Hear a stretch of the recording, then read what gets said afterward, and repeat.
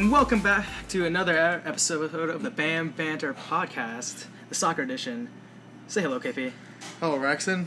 How are you today? Good. A normal intro for once. Yeah. Well, I guess that's not the normal anymore. Who knows what's normal? Watching this World Cup, we don't know what's normal anymore. Yeah, really. What a round two, another great week. Yeah. Just things happening all over the place and leaving round three open to some interesting results. There are more than one group where anything can happen in round three. Yeah, definitely. Yeah. I think you're saying that teams really don't want to lose. That we don't have any 0-0 draws, and so far, yeah, which has not happened in a World Cup in a long time. I mean, there's still time. A lot of times in the knockout stages, you'll see teams just sit back, hope for the penalty result. But so far, everyone has come out of the groups just, trying to win their groups. Yeah, definitely. I mean, you're looking at a World Cup where really anything can happen, anyone can win, anyone can get out, and it's really showing because we're still seeing a lot of big teams struggle. Yeah, a lot of the big teams have struggled a lot. All these minnow teams who were just supposed to, lie down and be rolled over, they decided not to, and they're causing these big teams a lot of trouble. There are maybe 2 or 3 teams in the whole tournament who you can say didn't do much, but every other team has given their big teams a run for their money in every game. I mean, it's been a really good World Cup so far. Yeah, really, definitely enjoying it. All right, so let's start with the recap. We're going to recap the second round now with how the groups played out into round 3. So let's start with Matchday 1, or I guess Group A for Matchday 2. It was Russia-Egypt. Russia-Egypt, and this was supposed to be it was a big game because Mo Salah returning, and Egypt was supposed to do a lot better, but it was just business as usual for Russia. I mean, they have been one of the teams, although their opposition hasn't been that good at all. Yeah, definitely. I think we were surprised at how, I guess, easier this group actually turned out to be for Russia, and especially we thought this game would be a lot tougher with Mo Salah, but definitely Mo Salah hasn't looked like himself. No, definitely not. You saw him in that game. He was not his same old dribbling past a bunch of people. He definitely looked like something was still bothering him, like his shoulder was probably bothering him. Maybe he was on some painkillers. And if you've ever played soccer or any sport on painkillers, you know what that does to you. Even though the pain alleviates a little bit, it slows you down. Your touch isn't as good. Your brain is kind of not in the game because, you are doing something to subside the pain. And maybe he was scared to even take some shoulders, Yeah, definitely. And there's also that other distraction of if you haven't heard about the political issues. With the Chechen leader. Yeah, you got the picture, and he might retire from Egyptian football. I mean, so a lot of controversy surrounding that game, but talking about the game itself, Ahmad Fatih scored an own goal, which was it was a really good own goal, almost a striker's finish. Denis Cheryshev got the goal, who has lit this tournament up with Russia, and Artem Zuba, one of the most awkward football players I've ever seen in my life. Yeah, just showing that he still has got quality, though. Yeah, he really does. He still knows how to get to the end of the ball. And it was on his feet. Yeah. It was on his feet this time, not even a header. So. Yeah, he really makes it hard for teams to guard. What is he, 6'5", 6'6"? 6'5", yeah. He's 6'5", and he's a big guy. It's always going to be, doesn't matter what kind of defender you are, it's always going to be tough to go up against a guy like that. Definitely, because that heading threat is always there. And then if he does do something on the ground, it's just that much worse. So, I don't know. They played really well. Salah got his World Cup goal, which was, just you feel good for him. He was maybe one of the best players in Europe this year with Liverpool. Best player in the Premier League, 100%, competing with the likes of Ronaldo and Messi this year on goals scored. And he got his penalty. So, decent game for him. The Egyptian players seemed very happy just getting that one penalty goal, But other than that, not a lot happened. This game kind of just made sure Russia was going through. There was no doubt after this game.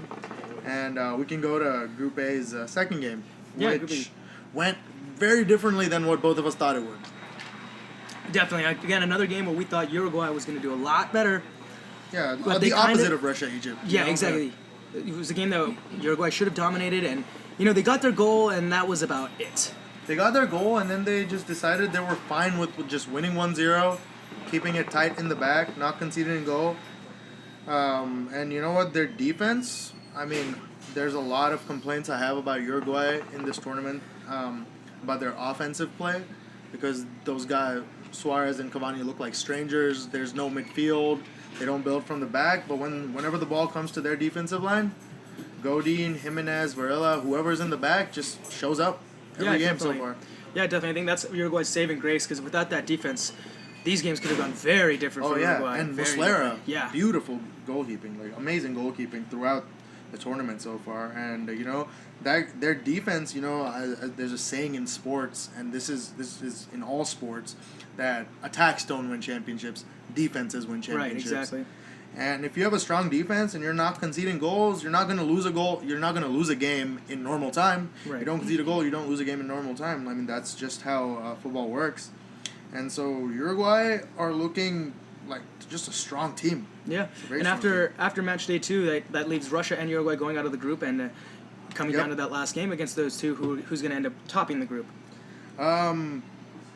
We are going to talk about that a little bit later. Yeah, we did watch these games. We did watch these games this morning, and we will talk about that a little bit. But let's go through the rest of the groups. Yeah, the next one, Group B. Yeah, but before I watched these games, I was thinking personally that it was going to be a very close encounter between Russia and Uruguay, but we can get to that later. Yeah, we'll get to that. Yeah. But with Group B, we're looking at Portugal versus Morocco and Iran versus Spain. And again, like these two teams, we thought we're going to win these games Easily. But it turned out, again, some of these small teams showing up at this World Cup, making it very difficult for teams to do anything. Yeah, and Morocco just have been they've been just unlucky with refereeing decisions against, I think, Morocco against Spain. That game, no, not Morocco against Spain.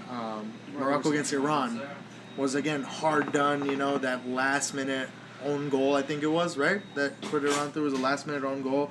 And Morocco could have been topping this group, the way the other teams have played in this group, but, it just wasn't there for them. Portugal scored in the 4th minute with that bullet header. That was an amazing goal. And, Morocco just haven't been able to get the final touches. They've played very well till the box, very strong defense, and then they're just conceding this one goal. And both first two games, they lost 1-0.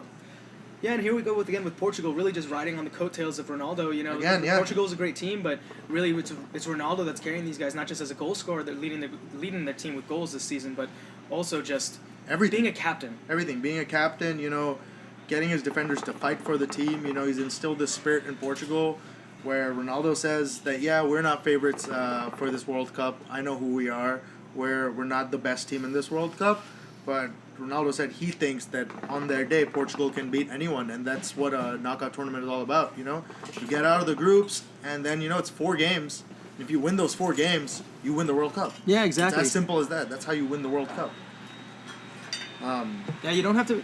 In the World Cup, you don't have to be dominant to win. No, you just have to get that one win or that one goal. The one goal, or even you go to 0-0, win on penalties if you trust your team enough. And you don't now. Portugal should go through. Next game was Iran and Spain, which again, same story, almost the same game. Yeah, exactly. It's just another game that Spain should have really dominated. But Spain has not been dominant this tournament. No, Spain has not. Definitely. Coming into this World Cup, we thought Spain was going to be a little bit stronger, but coming into the Cup, maybe it's just World Cup nerves or something. Yeah, who knows what it is. In that 1-0, they had 78% possession. Exactly. 78% possession, 18 shots, but just 5 on target. And Spain is going to keep the ball for, just days. I think Spain has still had the ball since the 2010 World Cup. I don't think anyone has gotten it off them, but teams get the ball for their 22% possession, and they cause Spain problems. You see, the moment Spain loses the ball now, this isn't like the 2010 Spain. It's definitely better than the 2014 Spain, because that Spain, the moment they lose the ball, they used to concede goals. Yeah, exactly. They're definitely a lot more organized this year than they were in the last World Cup. But still not. There's not enough. I don't know if it's creativity that's lacking or finishing that is also lacking. It's finished. It's definitely the finishing. You're right. It is both, and it's they get to the D. That's, I think, Spain, again, one of the best teams at getting to your box, because they're gonna just pass it around you. But do you think like teams are just letting them do that now, and then being like, now break open the rest of the 10 players? Games are won and lost in the midfield, but when you can't finish in the final third, you can't. All that midfield play really doesn't do anything. You're just losing time after that. Exactly. Spain creates so many chances, but really don't get anything in the final third that really can change the way that they're playing. They get momentum. They have just a little bit of momentum just because of possession, but they don't have enough to really dominate a team. No, it's almost like they're a better version of what Saudi Arabia does, because that's what Saudi Arabia does. Saudi Arabia has dominated every game with possession so far, yet nothing to show for it. And yeah, Spain, they scored, they won 1-0, and I guess as the coach, you just take that win and you just go to the next game and try to you just keep going forward. As long as you're going forward, you're gonna get to the final. So this is a World Cup where really it's a game of inches. Yeah, it really is. I mean, I don't know if you watched the movie Any Given Sunday. Al Pacino does this great speech about inches, and life is a game of inches, Raxon. We'll save that for a different podcast, KP. Oh, our motivational podcast, which we will be starting on Banter. Banter motivational podcast. We'll see what happens after the World Cup. What we end up pivoting. We'll keep that at the bottom of the list. Oh man! But we'll keep moving on. Yeah, Group C. The first game, not so eventful. We'll get to the second game soon, but the first game was Denmark versus Australia. Christian Eriksen scores good goal, and then looks like this is just the call of the hour. Mike Jedinak scores a penalty again. Yeah. What do you think, Mike Jedinak, king of penalty? I think Jedinak has never missed a penalty. I think Jedinak he's probably missed one or two, but yeah, definitely Jedinak is one of those guys. Yeah, one of the best penalty takers. Keeps his cool, always scores penalties, and gets another one. Yeah, Australia is really one of those teams that are fighting to stay alive. They're still alive in this group. They're, yeah. This group is pretty much up for grabs. I think France are the only ones that are kind of guaranteed a spot out of this, but with Denmark and Australia, it's going to come down to that final game. Yeah, it is. And coming back to Miles Jedinak, now he scored 16 times in a row. Ronaldo, Messi, take a page out of that book. Yeah, maybe Miles Jedinak needs to coach these big players, because you see all of these world beaters missing penalties this tournament, and Miles Jedinak has not missed a penalty in his last 16. It's pretty impressive. Yeah. Pretty impressive stat. That Denmark game, though, there wasn't much else to talk about there. That was really about all that happened in that game. It was 1-1. Denmark and Australia, both strong, defensive, organized teams. And, it just ended 1-1. But now we get to the game. Yeah, France and Peru. Coming into this, I said Peru was going to be tough. This is a must-win for Peru, and they came out playing like it was. And, in the end, they couldn't get it done. No, they just couldn't. I mean, France they scored one goal with Mbappe. Pogba. I mean, there's a lack of confidence in France. Is that what it is? You think that Euro loss has just really gotten them? Because they were pipped for that tournament. Right. France was the favorites, clear favorites. They were apparently better than Germany. They were better than everyone else. They showed that till I think the semifinals. Where they just outplayed everyone off the pitch. Griezmann and Mbappe wasn't there that tournament, but Griezmann, Payet, Pogba just scoring goals for fun. And then they came to the final and they lost to that Portugal team, and I don't think they've shaken that off yet. Yeah, definitely. I think there's definitely a little bit of a hangover from that. Then they've been dropping games here and there, and games that they should be dominating, winning by 2-3 goals, and only able to really get that one. Even with their dynamic offense, they can't finish in the final third. They just can't. And Peru again. You talked a lot about Peru before this World Cup, and Peru showing once again that they are a good team and. Unlucky not to score so far in this World Cup? Yeah, unlucky. Definitely unlucky. They had a lot of really great chances. Farfan really showed his quality out there. Farfan's a good player. And just like the first game, though. I think first game was also 1-0. Yeah. Denmark, yeah. And Peru just... Same thing again. Just their players. They have good players. They have really good players, actually. Like, some of these guys were just running France ragged. And on the counter, they're such a fast team, Peru. But just nothing to show for. And unlucky for Peru because they played very well coming into the World Cup, beating a lot of big teams in South America. Exactly. I was hoping to see them do a little bit more just because of that quality that they do actually have. That players on the expense of Chile, right? The expense of Chile. There are definitely teams that could have come out of the South America that we would have. That maybe would have done even better than Peru. Yeah, Chile, Peru, Paraguay didn't make it. These are teams that. And are good quality teams. It sucks to not see some of these teams in this World Cup, but Peru show that they're able to play in this World Cup, even though they are one of the weaker teams. I think. Do you think a lot of it comes down to Peru's just lack of big match international experience? A little bit, but I mean, they do get a lot of international experience just from South America. South America is not an easy place to play. Yeah, We've seen year in, year out, different South American teams show up at the World Cup. We had Ecuador last time. This time it's Peru. And then, teams like I was saying, like Paraguay, Chile, Argentina, Brazil, Yeah. these Venezuela, these are all very tough teams. But is it that it's that European style though that really gets them? That European organized style. Yeah. That's both because both these teams, France and Denmark, are European teams, Scandinavian, Southern Europe, and they play that organized style of football. There's not a lot of flair. They have flary players. Don't get me wrong. Pogba, Mbappe, Griezmann. They're flary players, but the rest of the team, they are mentally strong, very disciplined, and that's one of the things you talk about South American teams is that lack of discipline. Right. And I think that's what's killing them this tournament. Yeah, definitely. And I think that's also, even though they have a lack of discipline, they all play, all North and South American teams. You can include the U.S. and Mexico in there as teams that do play incredibly aggressively against these European teams. And maybe that's why we're also seeing that these games are only 1-0 or 1-1. Yeah. Because the Europeans, they're not accustomed to seeing that kind of aggressive play. No, they're not. Peru, They're not. this game had 15 fouls. They're looking at a couple yellow cards in this game. Yeah. 2 yellow cards and 15 fouls. That's. I mean, when you have 15 fouls, there are a lot of there must be another 15 or 20 tackles that don't get called. these hard tackles. I saw Peru playing. I mean, they do not hold back their tackles. Even when they were winning the ball, they would get some man with that. I'm an advocate of that. I believe, if you're winning the ball and you get a little bit of man, it's okay. But just still nothing to show for. And a segue to the next group, talking about South American teams not performing up to the standards. Yeah, Group D, we're looking at Iceland, Nigeria against Croatia and Argentina.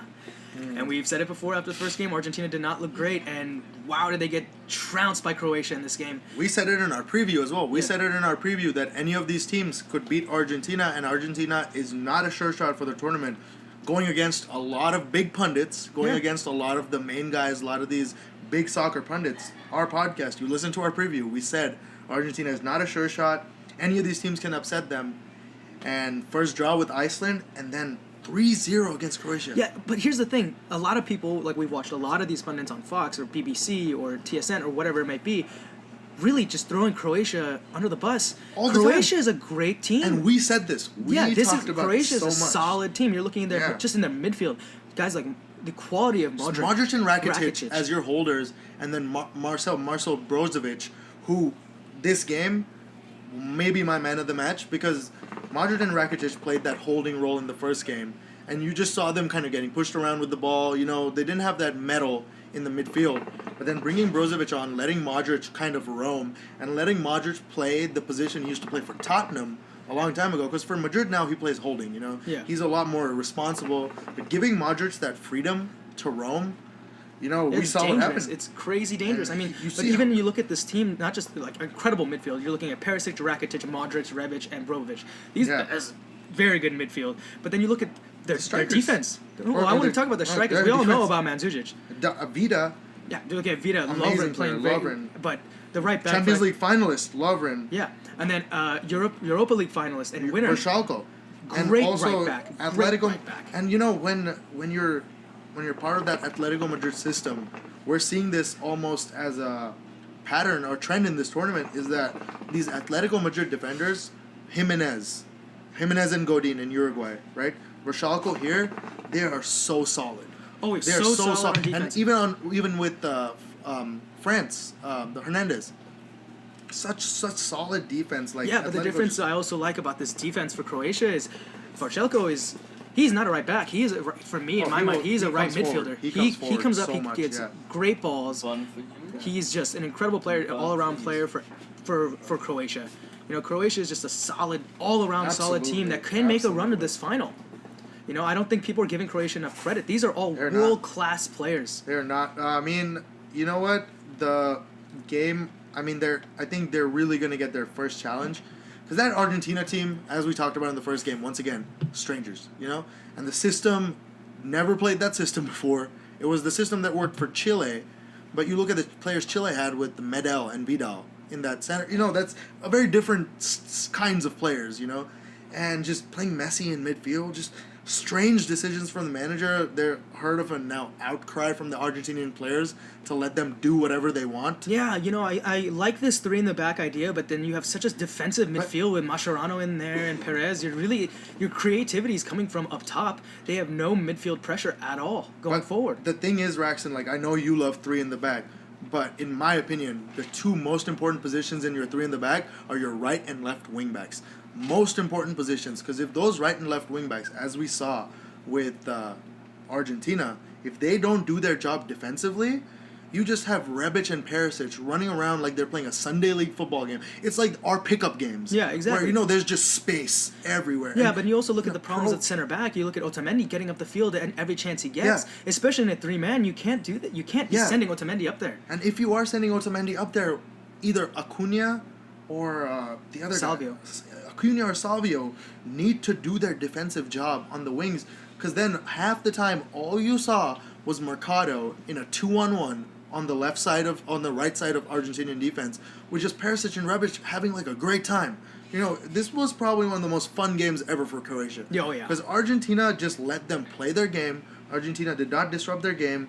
Messi was just stuck roaming around in midfield, which is just hilarious to watch because he has no idea what to do in midfield. Yeah. He's receiving the ball at the half line. I mean, what? We can talk about this game like for the rest, like this whole hour, but let's keep it moving. Get to the next game, which was Nigeria-Iceland. Surprising? Definitely a little bit surprising. We all know how great Iceland is at defense and how strong they keep their space, but Nigeria, after 40 minutes of great defense from Iceland, Nigeria started to figure it out. Yeah. They figured out that they could actually run past these guys. And once that happened, it opened up the game for Nigeria.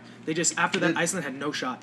Yeah, it's true. Once that first goal went in, and Ahmed Musa, oh, what a player. Like, Iwobi is a great player and all, I know that, but Musa's pace was what really changed this game. Because Musa was just running past these Icelandic players, and also I think some of it came down to Iceland not giving Nigeria the same respect they gave Argentina. Yeah. Against Argentina, they would have 10 men in the box.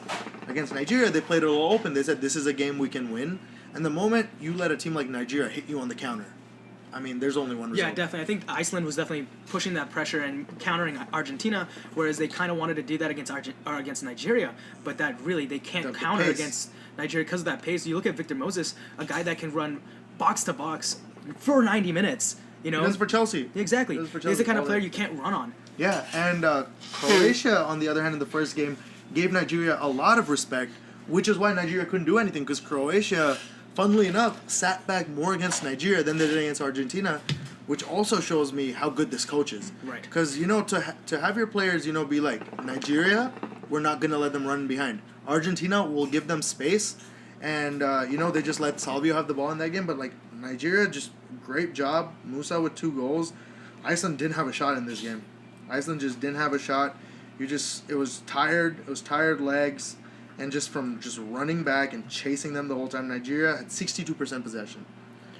I think that's that problem you have when you play so defensively and you're so strong in the back that you just, you don't get those opportunities to score. You don't know what to do. Yeah, exactly. Especially if you can't counter. If you have no counter option, then you have they don't have that pace. Exactly. They don't have that pace. That goal against Argentina, I mean, as great as that Icelandic performance was just out of nowhere, and it was their only shot. Exactly. It was just one of those freak things. Argentina's just having a bad day.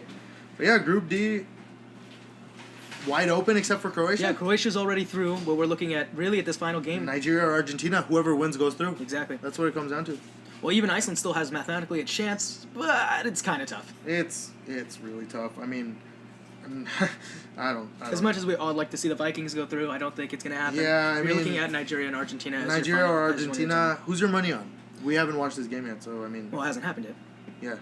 So, I'm going to give the edge to Nigeria. They're coming into a game with a lot more momentum than Argentina is, and it's going to be very, very tough for Argentina to play against a team that is going to be quicker than them, and also at this point, more creative. I'm going to give this to Argentina for sure. I feel, they finally show their quality. Yeah, you think after getting... I think, after that, that's a wake-up call. That's a wake-up call to those players. It should be a and wake-up call. That's what a wake-up call is, because against Iceland, they can say, oh, they had 10 men in the box. Oh, we threw everything but the kitchen sink at them, and Iceland has done this before, You know, they just defended really well, so that Argentina thought, okay, we go to Croatia next game. Yeah, now, but think about Argentina now. Can you name a captain, a real captain on their team? Not a guy who wears the armband, but a captain. No, I can't. But you know, whatever you say about him, Lionel Messi, man. Wow. He's one of the best all time. Yeah, but one of the best all time. If he decides that day that he is gonna play like the Lionel Messi we all know, and he gets to play offense. Yeah. Which is very important to all of this, is that Lionel Messi is not playing center midfield. Yeah, definitely. I think they have to go two up top. I think you have to put in Aguero and Messi up top. You need Dybala to start. You need Dybala to start, or Di Maria. You need that creativity coming from the midfield, because Messi's not a box-to-box player. He's not a midfielder. And Messi doesn't have that stamina. Yeah, he needs that help. Messi's he needs never that creative had that stamina. help. Yeah. When you look at the lineup they had last time, Mascherano's not a They creative. were missing, in my opinion, Ever Banega. Yeah. Because Banega was one of those players who lets Messi do the attacking stuff, and then he does the creative stuff. But playing like Enzo Perez and Mascherano together, and just the only people who had the ball in that game was Salvio and Acuna, who were doing absolutely nothing with it. And I don't understand. This is one thing I'm never going to understand. Why don't you just let Aguero and Higuain play together? Like, what is so scary about letting your two best strikers play together? If anything, move Aguero to the left wing, play Higuain through the center, play Messi on the right. Which team would not be scared of that offense? Definitely, exactly. No, if you had all three up top, you're looking. Yeah, if you have terrifying. Messi, Aguero, and Higuain up top, who do you mark? But there's no way you can double mark anyone there. Exactly. So then, but when you don't have Higuain in the squad and you have Aguero isolated and Messi in midfield, Aguero and Messi were never close enough to really do any damage. Like, this whole World Cup, the only time they've been close enough was when that one goal they scored against Iceland. But, you know, let's go to the next group. But before that, also Group C, Denmark or Australia. What do you think? I think Denmark gets through, but it's going to be tight. I think Australia is going to winner, right? Yeah, anyone. Okay, I think Denmark too. Let's move on to Group E. Brazil, solid performance, emotional performance. Yeah, definitely. I mean, you know, this is their first win in the World Cup since that 7-1 loss. Yeah. And Neymar getting his first goal of the tournament. You know, yeah, definitely a very emotional win for them to kind of get that hangover from that 7-1 loss. They left it late. They left it very late. Yeah, they did leave it very late. You know, was it 91st? Philip Coutinho getting the game winner 91, and then Neymar with the go ahead 97. Yeah, I mean, you know, at least they got their 2 goals, and however they played, however well Costa Rica played, keeping them out for that long on the scorecard, that's still a 2-0. Players coming in with confidence for the next game. Yeah, definitely. I mean, Costa Rica definitely played their hearts out in this game. You know, trying to get anything done, but at the end of the day, you know, this is a Brazilian team that is not to be trifled with. You know, that midfield of Paulinho, Casemiro, Coutinho, and then of course the top 3 up top, Willian, Jesus, and Neymar. It's just, this is a team that's, you know, if they're not on their day, you can maybe get a point out of them, but when they're on their day like they were then, they control the game. They can do whatever they want. They'll win it whenever they want. All credit to Costa Rica, though, for that defensive performance. For 90 minutes, again, 28% possession. They had 72% possession. Costa Rica had 3 shots, 0 on target. Brazil had 22 shots. Yeah, you know, for them to only come out 2-0. Yeah, and just keeping them and having 0-0 till 90. Yeah. Keeping them 0-0 for 90 minutes and then, you know, just fatigue. Yeah, it's hard to hold on that long, especially when you're going really +7. Against Brazil. But that game was, you know, pretty straightforward. Emotional day for Neymar and all. We can move on to the next group. Brazil's going through. Yeah, Brazil's going through. We're looking at the next game now of Serbia versus Switzerland, which turned into, you know, a cracker of a game. Yeah. Actually, technically, Brazil isn't going through yet. Oh, yeah, technically. We think Brazil will go through, but mathematically, there is definitely a very good chance that Brazil don't make it out. Yeah. You know, and it's going to be tough. It is. Serbia showed that. Serbia won their first game against Costa Rica. Ugly. They play ugly football, but it's usually pretty effective. Took the lead against Switzerland. Yeah, very early on in the 5th minute. Yeah, with Mitrovic. But then, oh my God. Mitrovic's goal was good. But then what was that by Xhaka? Boom, yeah. Xhaka Boom. We have the Arsenal fan over here. I don't think he ever actually scores anything within the box, so he definitely knows. Man. He definitely knows how to shoot one from pretty far out. That ball was traveling. Oh yeah, there was no chance. Scary. You know, that keeper did get fingers on it, but you know, it didn't move. Yeah, it didn't there move. Was no. He got fingers on it, but when there's that much power behind it, you have to get your body behind it. And that curve, it was. I have not it's been a while since I've seen a shot with that much power swerve that much. But that was a great goal. Again, it was a back and forth game. Definitely, it was a great game to watch. There was no clear winner because Serbia looked just as and that penalty shot for Serbia. Yeah. They'll be crying about that because that was a big missed opportunity. If that would have gone in and they just got to sit back for the rest, Serbia would have been our 6-point team right now. Yeah. Gone through to the World Cup, and then it would have been between Switzerland and Brazil.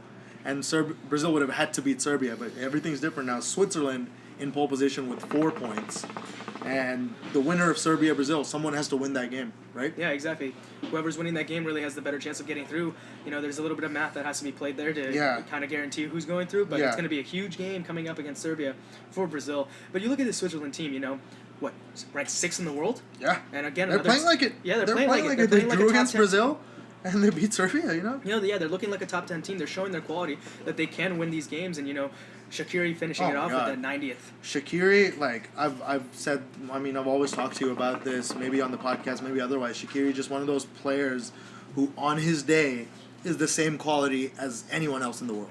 Yeah, definitely. And I think you're looking at a Switzerland team with a lot of emotion, too. You saw both of them showing up the Albanian Eagles afterwards. Absolutely, very politically, an emotionally driven game for them against Serbia. And they definitely wanted to win that game. They did, and they could have put it to rest so much earlier with Jamali missing some great opportunities on an empty goal. I think one of them was, and just Shaqiri hit the post. I think Shaqiri hit that post with that great shot. But Switzerland deserved to win. I'd say. At the end of the day, they nicked it, but they had 20 shots, 63% of the possession. Serbia had 13 shots. Taking nothing away from them, but if you look at it the whole game, who deserved to win? I would say Switzerland just deserved to win. Barely, definitely just barely. But it was a great fun game to watch. Anyone could have taken that. Yeah, we watched that together. But before we keep moving on, we're going to take a short break. We're going to mention our sponsors when we come back, so just wait around for that. We'll be right back. All right, while we're in this break, we're going to mention our sponsor, of course, Espresso Art Cafe. We're back recording here at Espresso after a few weeks back at a different location. Great little spot here in Tucson, Arizona. If you're in Tucson, definitely check it out. It's on University Boulevard, right off of Park Street at the main gate of the University of Arizona. Great little spot, coffee, hookah, and a bar in the back, so you can get anything you really want here from any time of day. A great spot. Owner Danny Manheim always taking really good care of us here, and we're really glad that he's sponsoring us here at the podcast.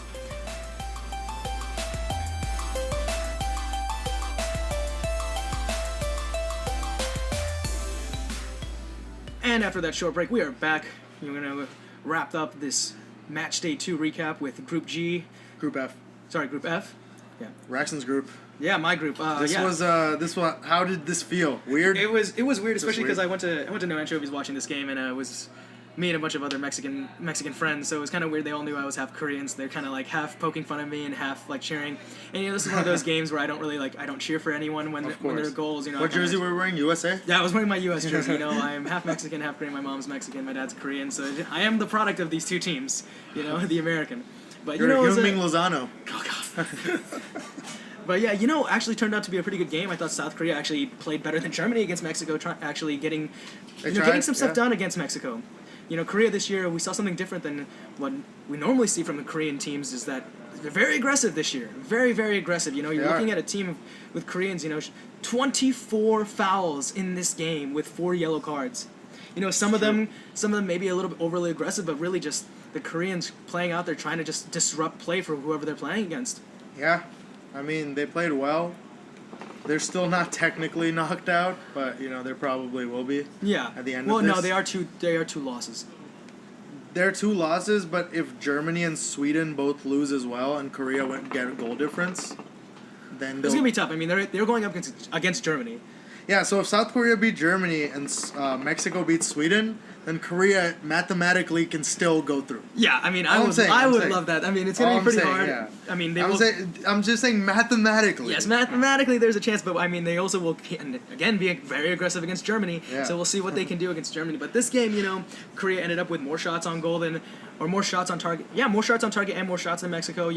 Pretty even match, 41%, 49% to Mexico on possession, and really just those fouls being the main difference.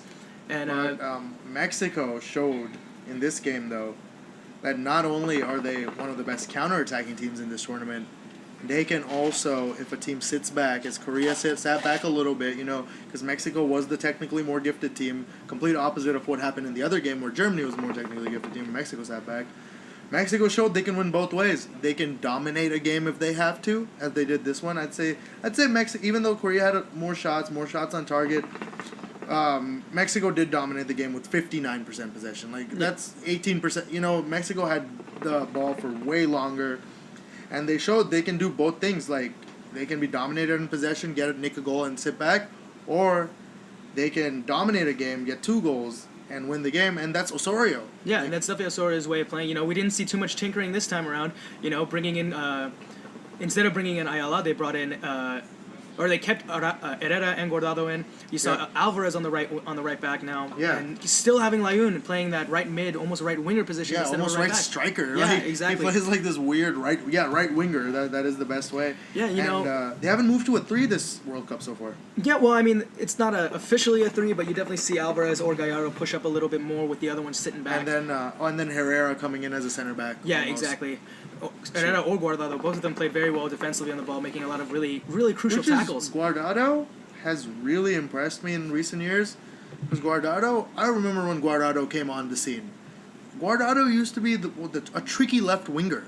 Yeah, in his younger Which days. is just so strange to me that whenever I see Guardado nowadays playing a CDM, I mean, how he's changed so much. I mean, it's working because, you know, they have so much attacking talent that everyone can't play left winger. So Guardado wanted to stay in this team, and he just showed that he can do it too. He can, like, play whichever way the team needs him to. Yeah, Guardado shows job. that he is, you know, a true captain. He's He's been the captain for Mexico for a long time.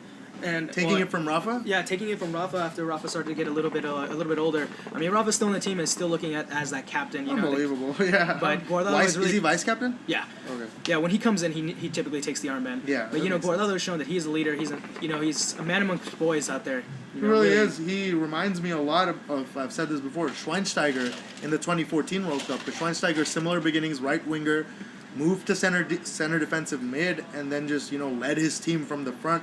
And that's what Guardado is doing, running his ass off, and just great play. Yeah, and you know, I saw a lot of great things from Korea this game. You know, I really enjoyed some of their play. They're a great team. They're a great team. I just their only issue, you know, are some of the quality of some of their players. Like Hwang needs to get better in there. Hwang really is, you know, one of those attacking players that doesn't really do much in the end. I would like to see the kid play more. His name is Lee Sung-woo, you know, the ex-Barca man, play a little bit more out there. I know he's only 20, but he shows when he comes on the field, Korea light up. So I would like to see Korea kind of step it up with some of these young kids a little bit. And, you know, maybe in the next World Cup we'll see them play a little better. Maybe they'll play pretty well in the Asia Cup coming on. Yeah, But maybe. let's continue on. Yeah, this was an interesting game. Sweden took the lead, and it just looked like, you know, Germany, after losing the game, 32nd minute, Ola Toivonen scores an amazing goal. It was incredible. Like that, he's going to remember that his whole life, beating Manuel Neuer with that beautiful dink, that beautiful chip. Yeah, definitely. And but then Germany, you know, able to bring one back with Marco Reus. Yeah, showing their class, bringing one back with Marco Reus, and then man, you know, take over for this free kick. Oh yeah, definitely. I mean, prior to that free kick, that Toni Kroos free kick, you know, Jerome Boateng getting that red card. 82nd minute, yeah. 82nd, getting it very late. It looked like Germany was out of it, and you know, Germany being Germany showed what they were in that second half. They played very differently than the first half. You know, there were two different teams out there. I don't know what was said at halftime, but they definitely picked it up. And Toni Kroos at the end, you know, right at the 11th hour, short free kick to Marco Reus, who holds it there almost like a place kicker, football place kicker. And like, you know, what you did see was the reason that was so smart is when you look at it carefully, he, one, got the ball a little bit closer, two, made the angle better. Yeah, the angle was just that, a foot difference. Just a foot difference, but that foot difference is from, you know, hitting someone or goalkeeper saving it to curling around the goalkeeper. Yeah, you know, exactly. That's all it takes. That Just 1 foot difference, that little bit more, and a player of Toni Kroos' quality who on the day can put the ball wherever he wants to. Yeah, definitely. We saw Kroos take a lot of shots this World Cup. You know, a lot of them not hitting the target, definitely hitting a couple defenders. But yeah, Toni Kroos keeping Germany alive. And again, it's the Real Madrid players, right? Yeah, the German Real Madrid players. Real Madrid really showing the quality of their team throughout this World Cup. Ronaldo's been great. Modric has been great. Kroos has been great. Like, Real Madrid players are just really showing their class this World Cup. And it was just a really good game. Not much else to talk about. Yeah, except you know, that it was a back and forth game. You know, it really was. It was Sweden showing how good they were towards the end and just really. And Sweden went in there to win. Yeah, Sweden did not go in there for a draw. Yeah. It's gonna be tough to see. You know, I think think Germany beat Korea the next game, but this is a German team that doesn't look like themselves. That right now they don't have Hummels because of an injury, and they don't have Boateng. So we'll see if Hummels comes back for the last game, or if who they put in there as Rudiger. Maybe moves over to center back. Both these teams, Germany and Mexico, are still not safe from Sweden. They're not. Because Sweden has quality. Sweden has real quality. They've shown it in both games that they can beat a team. They're going to win 1-0. You know that. That's what they're going to win. That's what they do. They score 1 goal. Germany got it back. But, if Sweden takes an early lead against Mexico, things could get very interesting for this group. It could definitely get very interesting, but we could see that like we just said, Mexico can find a way to win, and if they can. Sweden's going to be attacking, I could see Osorio instead of sitting back. I could see Osorio attacking as well. Him pushing the pressure, maybe going with more up front. Getting more attackers in there with Vela playing in that cam position. You got Chicharito, and they have so many attacking options with Peralta, Jimenez, Lozano, Corona. We're looking at a lot of creativity. But he does not want to rest players in this game. This is not a game. No, this is 100% not a resting game. This is not one of those games where he can be like, oh, we're 6 points, we're safe. Because all it's going to take is Sweden beating them, and then goal difference will be, I think, the same. Or something like that. Yeah, I could almost see him go to that 5-back, sticking Layun back at right wing back and then going on top with someone else. Maybe Giovanni Dos Santos comes in, Chicharito stays in there, Corona, Aquino. There's so many different attacking options here for Mexico that I think that will cause trouble for Sweden. It will. Say if Sweden scores early, Osorio will make an early sub, immediately change the game. Absolutely. So this is a game that Sweden also cannot just sit back 1-0. Oh, no, they have to win. They have to win. If they score early and just decide to sit back, Mexico will punish them. They have to win. Sweden has to win this game to have any chance of qualifying. But Mexico also has to draw this game to make qualifying guaranteed. Yeah, guaranteed. So I think Mexico, I think they handled that game well because... I think they'll win it. I think they'll win it. But, I hope that, as we've talked about, Mexico hasn't done that yet where they, get too complacent. Right. But they do that. They have done that for the past 50 years, So. Yeah, definitely. But I think this is a game that you'll see Mexico try to get more possession like they did against Germany, really force Sweden to get the ball. Whereas, against Germany, Mexico had a lot of possession. They really controlled that game. They did. If Mexico controls this game early, they don't need an early goal to win this game. No, they just need to drive. If they control this game, this game could end up 3-0, but the first goal might come in the 75th. Yeah, and that's okay. There's nothing wrong with that. Mexico can definitely tire out Sweden. Oh yeah, definitely. And as long as they don't sit back, I think they're fine. As long as these players don't think they've won the group, because that's always been the problem. Is the mentality problem. It's never been the talent with Mexico. Talent has never been the problem. It's always the mentality. Yeah, and so far, they've shown me great mentality. Yeah, and you've seen in interviews that with Guardado and Marquez. They were going for the World Cup. Yeah, they've said that they came into this game. We don't want to draw any game. We don't want to lose. We want to win every single game. We want to win every game to the final and demolish teams. They're out there. They're out there for blood. And that's what you need to be. But coming to the next group, which is maybe 2 of my early favorites now, and I've been talking about one of them since the preview. Yeah, you're definitely playing. I've been talking about England, and England is finally showing some class, but let's talk about Belgium game first. The first game, Belgium-Tunisia, that ended 5-2, a rout by Belgium. Yeah, and all credit to Tunisia for just, sticking in there. They're not sitting back. They don't care. They attacked England. They've attacked Belgium. They're leaving themselves open against these big teams. Probably one of the weakest teams in this tournament. And just playing with nothing to lose and just playing good attacking football. I could totally see them maybe rout Panama, but Belgium, Hazard with the 6-minute penalty, scoring a great goal. 2 more for Lukaku in running for their golden boot, and then Batshuayi coming in the 90th. Dylan Brand scored 1 for Sweden to make it. I think it was 2-1 at the time. It was 2-1, then it went to 5-1, and then Wabi Kazri made it 5-2. So pretty straightforward. Belgium had control all game. There was never any time where you really thought Belgium was going to lose this game. It never looked like it. Different from the England game where England looked cagey. But I said that about England though. It was nerves, and if winning that game is going to bring them forward. Yeah, definitely. And the one question now with Lukaku's injury is how questionable is he for that big matchup? Belgium, England next. Yeah, because that matchup decides who they play next, and that might be really important because as we're seeing, a lot of these winning the group is becoming important now, because it could be anyone. That group is wide open. We'll talk about that, but it could really be anyone. And all the teams from that group have not been convincing. So England definitely want, or Belgium definitely want, one of the second place teams. Yeah, definitely. You know, they want the easiest route there, but I don't think it's going to be that easy when it's said and done. No, and I think England-Belgium is going to be their biggest game till the quarterfinals. Yeah, definitely. But let's move on to England. That's Yep. 6-1, absolute Oh, yeah. demolition of 5-0 of Panama. at halftime. I was watching this game, and that is what I have almost seen coming from the beginning of the tournament. That's why I have been talking about them, because does just their body language, the way this team plays, doesn't remind me of any England team of the past. I mean, this is the first time there has been a mood this good in the tournament, and they love their manager. They love their manager, and their manager loves their players. You know, it's one of those like great relationships. They trust him. They want to do what he does with him, and like he has been far in tournaments with England before. You know, and he's not an international manager. He's not like one of the guys they've just brought in to coach the team. He's an English lad. You know, he's only the 4th player to play for England and coach England, and you know he's really showing that. And John Stones with the Braves. John Stones for the Golden Boot. No way, man. Come on. Let's think about this. How many does Harry Kane got? 5? Yeah, but John Ronaldo's Stones got 6? Yeah, Ronaldo's 4. 5 or 4? Yeah, he could have had 5. Well, I mean, we'll get to that. Yeah. But Harry Kane with a hat trick, and coming off as soon as he got the hat trick. John Stones scoring a great header. Harry Kane scoring a penalty. John Stones scoring another great header. Goal of the game was probably Lingard. That beautiful 1-2, and then rocketing it in from the top corner. England's first goal from outside the box since 2002. Another stat. First time England has ever scored 6 goals in a tournament. And first time they've scored more than 4 since the 1966 final, which they won 4-1.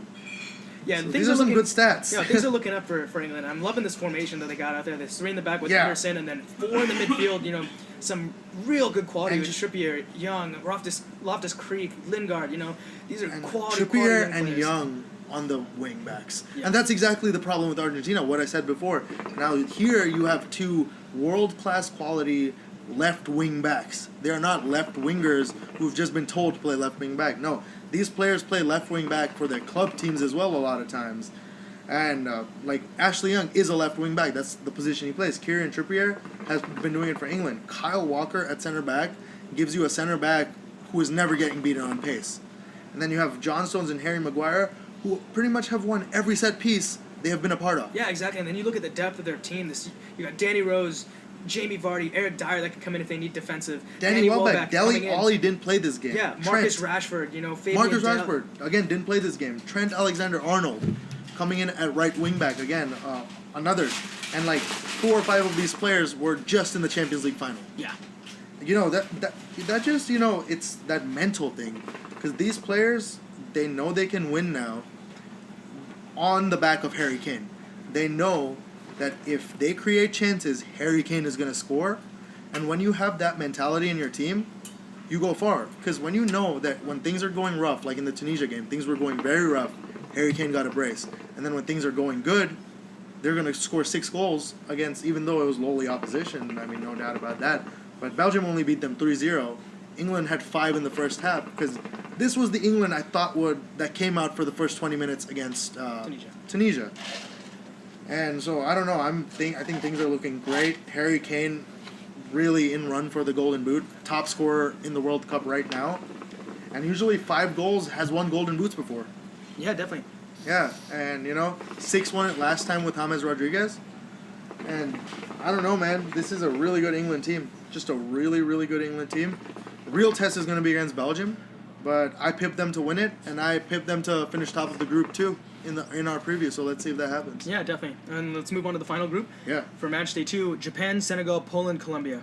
Now this group. You know, this group is just a mess. It's just an absolute mess. I mean, we said this. We said this was the real group of death, not the other groups, because this is 4 teams who are just all over the place, and just Poland. Oh my God. Yeah. Whew. Poland is the first team to get knocked out of this. We Yep. thought it was going to be Japan. Right. But Poland is the first team to get knocked out of this. Man, what's going on with Poland? I don't know. You know, Poland coming into this looked a lot quality. You know, these players were playing great in their leagues. Yeah. And for some reason, like a team like Argentina, a team like Germany, you know, coming in here not showing their true potential. Yeah. And I think I don't know, maybe it's a Poland's formation doing the change. same thing, yeah. You know, same thing. Just, teams are just marking Lewandowski out of the game. And now look at all four of these teams, or three of these teams. The one thing they have on Poland is fitness. You know Colombia can outrun Poland. You know Japan can outrun Poland. Japan can outrun anyone. Yeah. And you know Senegal can also, again, similar team like Japan. Japan and Senegal was the first game, though. Again, Japan-Senegal, they can... Two of the fittest teams in the tournament. Yeah, definitely. And 2-2. They just split back honors. and forth, completely back and forth. But here you go again with Japan's just discipline. Yeah, they did give up 2 goals, but it could have been a lot worse. And It could have. Japan really just on the counter playing well. Amazing, yeah. In space playing well, on set pieces playing well. You know, they find a way to win these games or get some kind of decision. The fact that they got a draw in this game is absolutely incredible because Japan is good on the ball. They had 57% possession, only 7 shots, 3 on target. Senegal had 15, 7 on target.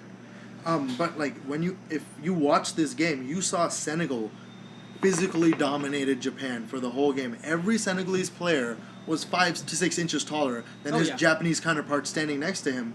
But then Japan just coming out with goals out of nowhere. Yeah, coming with goals and just the man marking, the defense, just the ability to just really get in the way of Senegal is what's just the not difference. winning those headers, You know, winning those headers so many times. Yeah, Japan is coming in here, getting in the passing lanes, making it hard for teams to really do anything.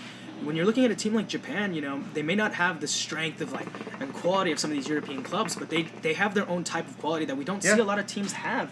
Korea showed that in the last couple of World Cups. Japan always shows this in the World Cups, even with their women's team. They play the same style of football, and they find a way to win games. Good defense, yeah, no, they do. You're absolutely right. And that's why I think Japan has made it out most of the last World Cups. They do, and you know what? They have a great chance again. Yeah, they're on top of the group right now. There's definitely no guarantee right now. This group, Japan, any 3 of those top, teams. Yeah, Japan sitting on top with 4, Senegal with 4 in second, Colombia with 3. Poland is out, but it comes down to the last game. We saw the first game with Colombia and Japan. Poland messes up the party for someone? Yeah, exactly. They have quality, and we saw in the first game that it's Colombia just no discipline. Yeah. Getting that red card early, but losing the game to Japan, and then here you go, Colombia showing the quality that they do I think have. the real difference was their center attacking mid who started this game, James Rodriguez. Yeah, James Rodriguez, and you had Falcao. Yeah, James did not play the first game, got 2 assists in this game. I mean, that's what you get when you get James Rodriguez. Someone who can just pick a pass from anywhere. Someone who can just take a game by the scruff of its neck, even though he didn't score a goal. But, getting 2 assists against this Polish team and just running out 3-0 winners, there was really no chance for Poland in this game. Yeah, really, Colombia showing what they can do.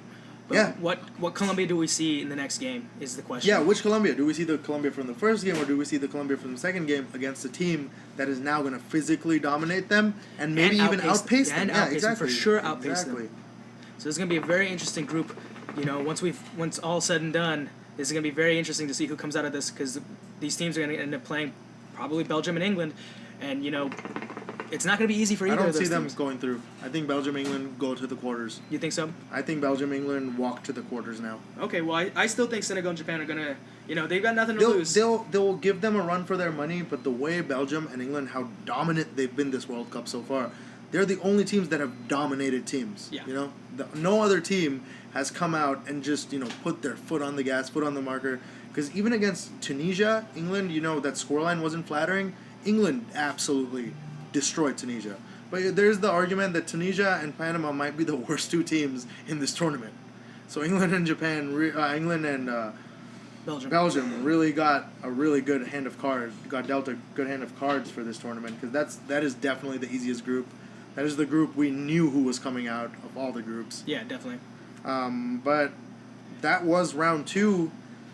What things got really interesting. Yeah, we were looking at today. Today was the start of Matchday 3. With first game was Saudi Arabia versus Egypt, and then also Uruguay and Russia. Egypt took the lead with Mo Salah with the chip, and that's how we thought this game was gonna go. We thought Egypt was gonna, just run by Saudi Arabia. The way Saudis played this tournament, they seem like they've had no quality. And then there's a penalty, and it gets saved in the 41st minute, and then Egypt gives away another penalty. What kind of discipline is that? How do you give away 2 penalties in 5 minutes? They give away 2 penalties in 5 to 8 minutes. That's just problems right there. Defensive problems, and then 90 plus 5, man. Yeah, giving away that game winner. Yeah. You know, it's just tough for Egypt. You know, they didn't really look like the team that anyone expected them to be this World Cup. You know, they didn't show the quality that they have, and you know, pretty sad. You know, especially with all the political issues going on and with Salah. Yeah, and with Salah, like when we started watching Egypt this World Cup, you know, we were talking about Egypt in a very different tone. Yes. And like not only us, everyone was talking about Egypt in a very different tone because they had maybe the best player in the world, you know, and you think a lot of it comes down to Sergio Ramos? Are we blaming Ramos? I don't think we... A little bit? I mean, maybe for Salah's lack of full confidence, yes. But besides that, there's so much going on with Egypt right now that, you know, there's a lot of stuff behind the scenes that we don't know about. Because they really don't... They really look disheveled out there. They don't look like a quality team. They don't look like a team that really want to be there. Yeah, I mean, all that is true. But, you know, when... doesn't it get in your head when you... Say you've played a game and you have a talismanic player. You have a player who is heads and shoulders above the rest. Sometimes you don't. You have that player on your team, and you're like, oh god, like I gotta get the ball to him. He's gonna do something. I gotta get the ball to him. He's gonna do something.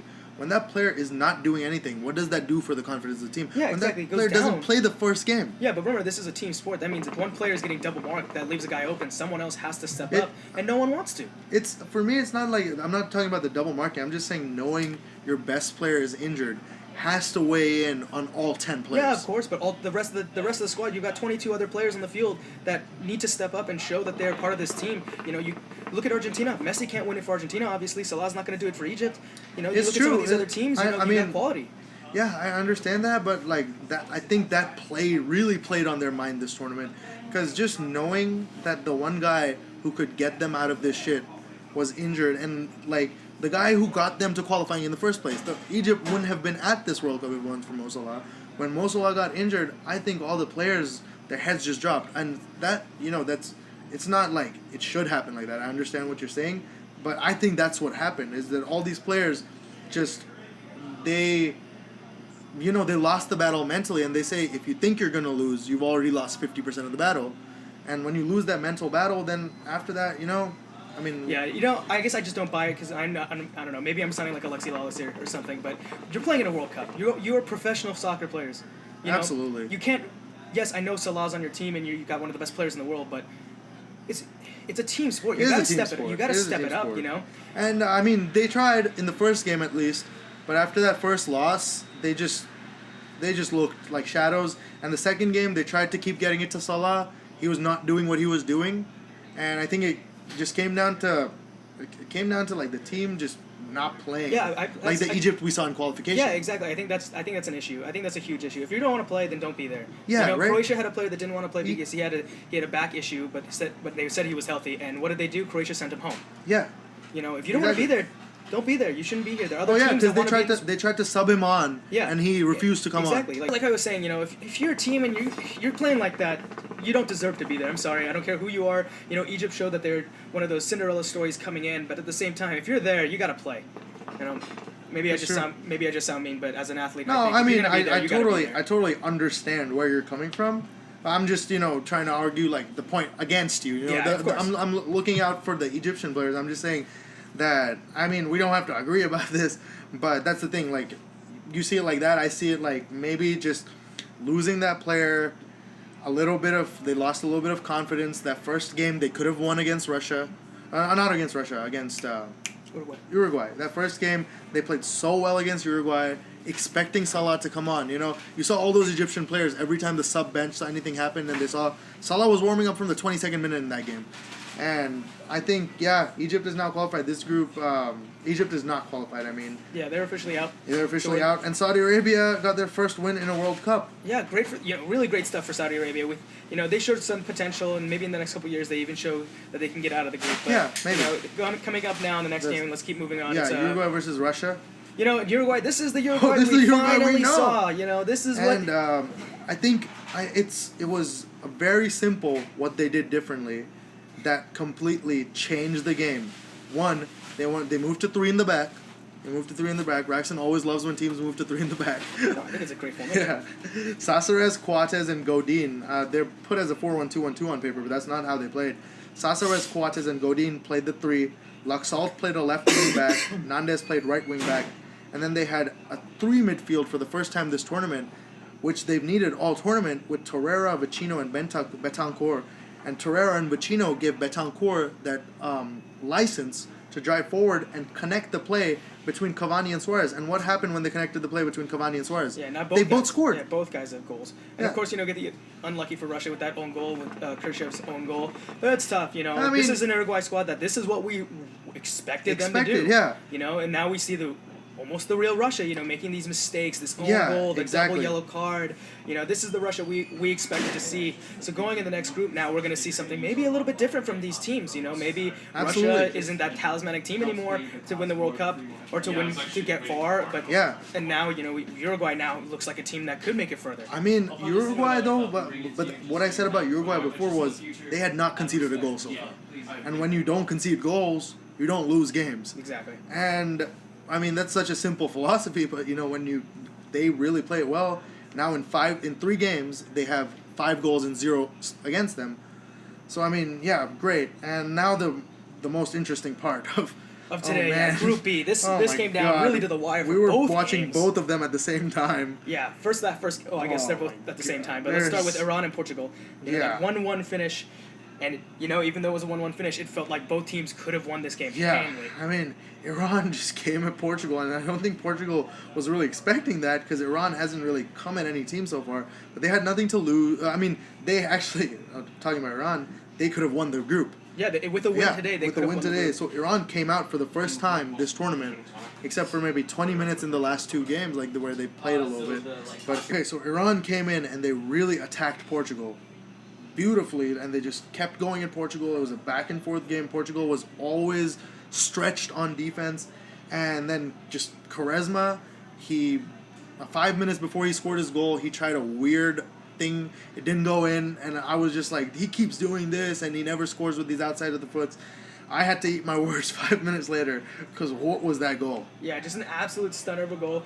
No chance for God. the keeper. No. Perfectly placed, especially with the outside of the foot. That's some technique right there. You as a keeper, do you even expect anyone to do that ever? No, not at all. That's one of those ones, you're guarding that front post. You're playing more frontwards. And Exactly. And like having a curler come in from that side by a right-footed player while the ball is on his right foot, you just never see that coming. I don't care which keeper you are in the world.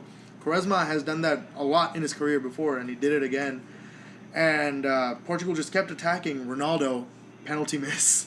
Bear in mind, great save. That really was an amazing save, and that really, at the end of the game, when all is said and done, that penalty miss was enormous. Because Iran, who had a shout before that as well with the Cedric handball, didn't get that call. You thought it was a handball. I thought it wasn't a handball. Just because the ball trajectory didn't change enough for it to be considered. Yeah, it was definitely. It may have touched really his, look at it. It may have touched his hand a little bit, but then stupid foul. Yeah. Just a stupid foul in the box. William Carvalho just absolute amateur hour. That was something you just shouldn't be doing in a professional football game. Especially in a game that mattered this much. Yeah, and then Karim Ansara Farid scores that penalty.